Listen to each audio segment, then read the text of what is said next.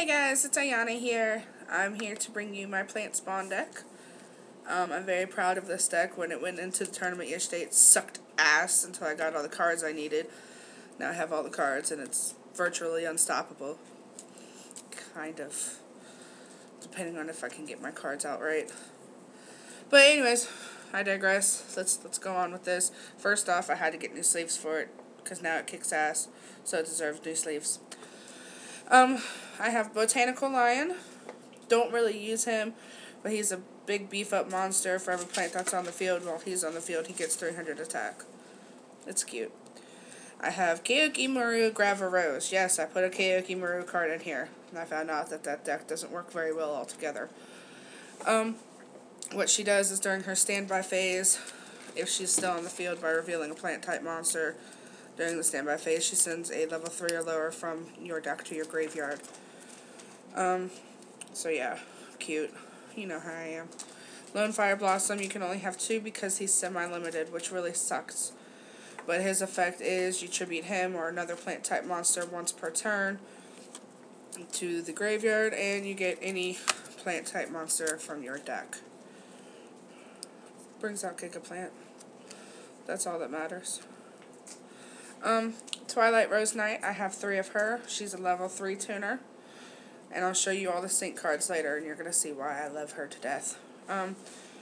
You have her on the field. You can't select a plant type monster as an attack, and when you summon her, normal summon of course, she brings out a level 4 or lower from your hand.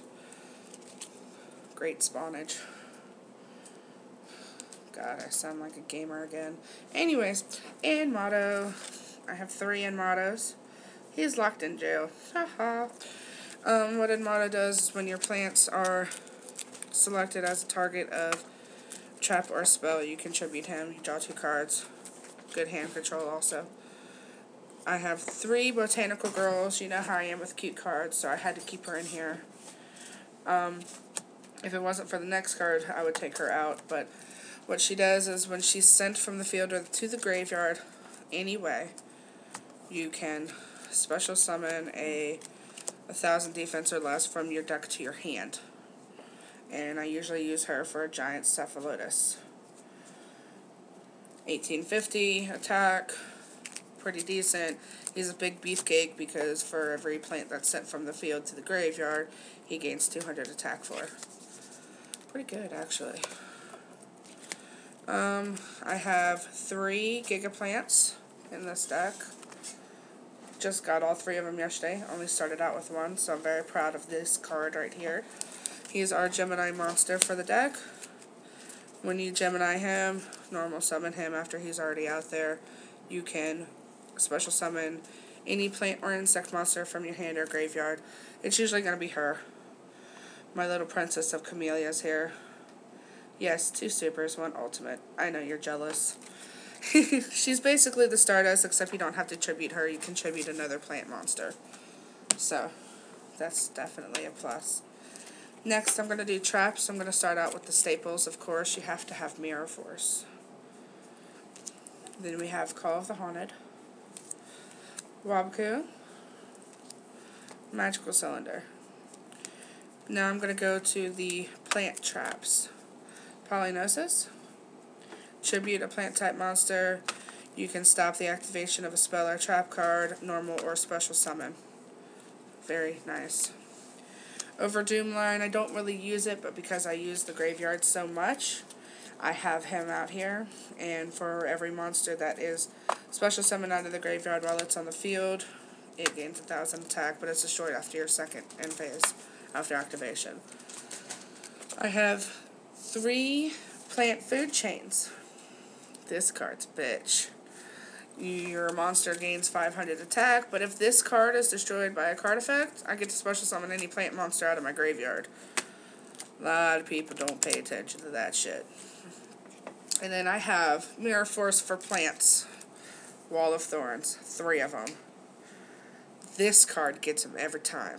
Anytime a plant type monster would be attacked, flip that up. All of your attack position monsters are destroyed. Ha ha ha. Sorry. Get a little bit excited about this deck. It whoops ass. 2 seed cannons. max 5 counters on it. For every plant type monster that's summoned, it gets a counter. After it has 5, or whenever it's destroyed, you take 5. Your opponent takes 500 damage for each counter that's on it. That's 5,000 if you have both of them. Anyways, 3 double summons. Allows you to normal summon again. It's good if you have Giga Plan out. You know, you just special summoned him after you already normal.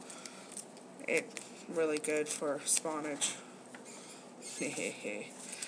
Alright, staples, card destruction, giant Trunade. Monster reincarnation. Don't really use this in any other deck, but it brings a card back from the graveyard to my hand. It's pretty good, pretty decent.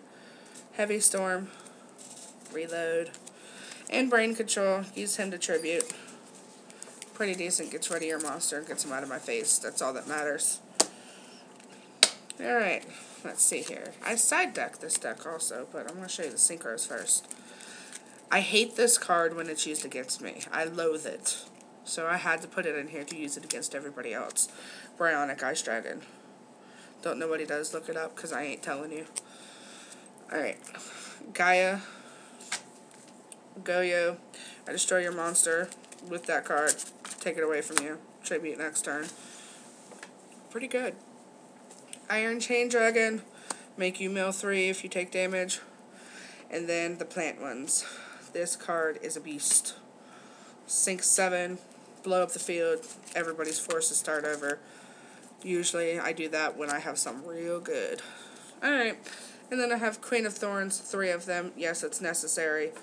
Because if any plant would be, or if any non-plant monster is summoned after she's out there by any of your opponents, they have to take 1,000 damage for her. Pretty good. Then I side deck this.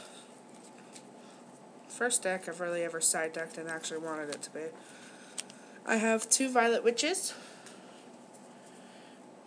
So when she's destroyed, she special summons a plant monster with 1,500 defense or less. Very nice. I have Fairy King of Truesdale. What this little card does is when she's on the field, all your plant monsters get 500 more attack. How vicious does that get? God, I can't imagine Giga Plant and the Princess getting all that plus plant food chain. Holy crap. I just came up with a new combo just sitting here talking to you. Fragrant Storm. Another Seed Cannon. Have all 3. That's vicious. 7,500 attack. Damn. All I'd have to do is hit you with Lone Fire Blossom. That's 8,000. OTK. Anyways, Pot of Avarice.